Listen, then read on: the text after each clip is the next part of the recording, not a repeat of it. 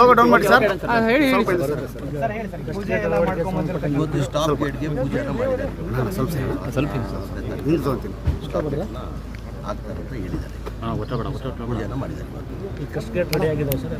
ಅದೇ ಪೂಜೆ ಮಾಡಿದ್ದೀವಿ. ಪೂಜೆ ಮಾಡಿದ್ದೀವಿ 16 ತಾರೀಕು ಸರ್. ಲೋಗೋ ಡೌನ್ ಮಾಡಿ ಸರ್. ನನ್ನ ಕೊಡ್ತೀವಿ. 18 ಲೋಗೋ ಡೌನ್ 17ನೇ ತಾರೀಕು ಅಂತ ಕೊಟ್ಟೆ. ಕೆಲಸ ಸ್ಟಾರ್ಟ್ ಮಾಡ್ತಾರೆ ಸಾಯಂಕಾಲ. ಇವತ್ತು ಮಾಡಿದ್ದಾರೆ.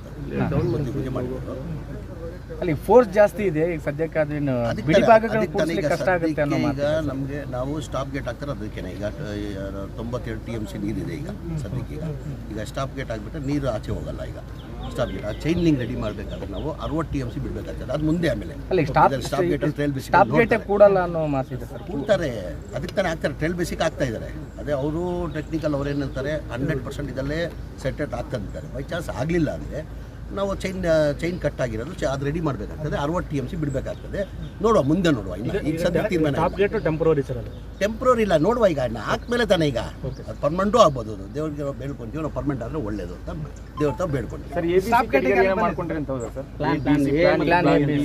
ಫಸ್ಟ್ ಇದೆ ಸ್ಟಾಪ್ ಗೇಟ್ ಆಗ್ಬೇಕಂತ. ಈಗ ಸದ್ಯಕ್ಕೆ ಸ್ಟಾಪ್ ಗೇಟ್ ಆಗ್ತಾ ಇದೆ. ಬಿ ಆಮೇಲೆ ನೀರು ಉಳಿಸಿ ರೈತರಿಗೆ ಯಾವ ಕಾರಣಕ್ಕೂ ಏನು ತೊಂದರೆ ಸಮಸ್ಯೆ ಇಲ್ಲ. ಯಾವ ಕಾರಣಕ್ಕೆ ರೈತರಿಗೆ ತೊಂದರೆ ಆಗಬಾರ್ದು. ಆ ಕಾರಣಕ್ಕೆ ಇಮಿಡಿಯೇಟ್ ಈಗ ಸ್ಟಾಪ್ ಗೇಟ್ ಅನ್ನು ಹಾಕ್ತಾ ಇದೀವಿ.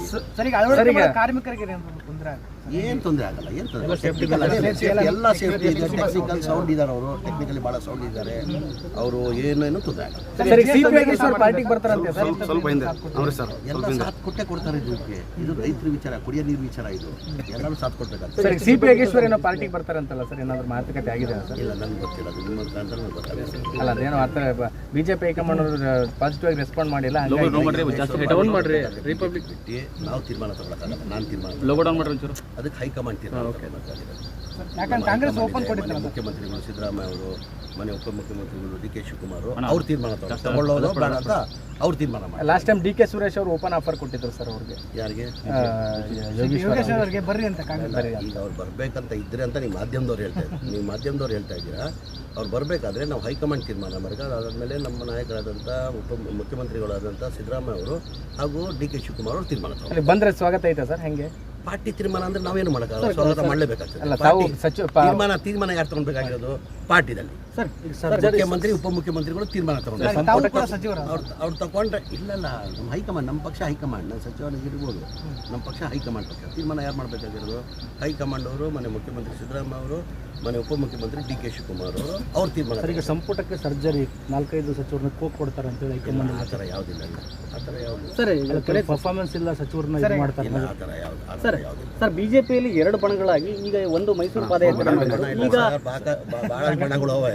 ಅಲ್ಲ ಸರ್, ಈಗ ಅವ್ರು ಏನ್ ಮಾಡ್ತಿದ್ದಾರೆ, ಯತ್ನಾಳ್ ಬಣ ಮತ್ತೆ ರಾಜಕೀಯ ಜಾರಕಿಹೊಳಿ ಅವರು ಸೇರ್ಕೊಂಡು ಈಗ ಸಂಗಮದಿಂದ ಬಳ್ಳಾರಿವರೆಗೆ ST ನಿಗಮದ ಆದ ಅಕ್ರಮದ ಬಗ್ಗೆ ಪಾದಯಾತ್ರೆ ಮಾಡ್ತಾರೆ. ಅವ್ರು ಬಿಟ್ಟಿದ್ರು.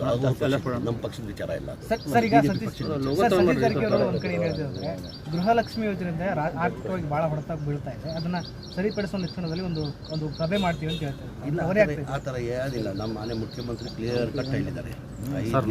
ಏನು ಕೊಟ್ಟಿದ್ವಿ ನಾವು ನೋಡಿ. ಮೊನ್ನೆ ಚುನಾವಣೆಯಲ್ಲಿ, ಲೋಕಸಭಾ ಚುನಾವಣೆಯಲ್ಲಿ ಮಹಾರಾಷ್ಟ್ರ ನಾವು ನಿರೀಕ್ಷೆ ಕೊಂಡಿದ್ವಿ.